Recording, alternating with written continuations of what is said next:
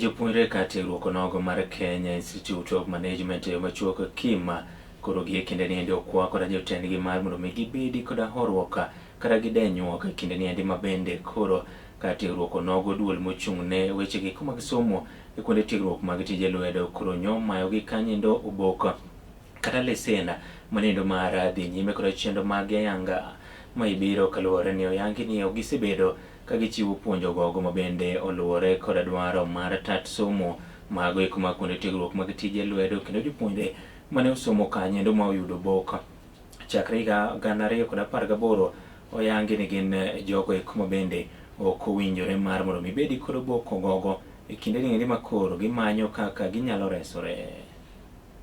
Luongano Jijo John an japuonjre Kim kaendi Kisumu.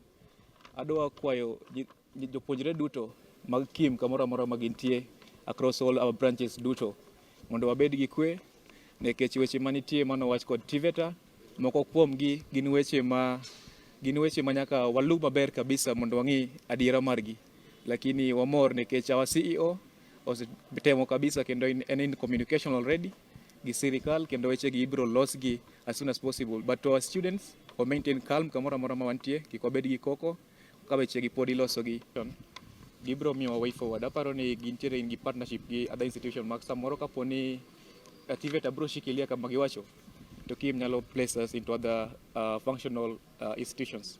Koro nyithindo kik bed gi wasiwasi. Bradley Omondi, I'm a student here, and we would like to confirm exactly what he has said. Yes. That this is a very, in fact, this is a nice place, and this school has been here for long. Yes. And we still need it to be here. So whatever situation that is on hand, we need it fixed as soon as possible so that the normal programs can go on.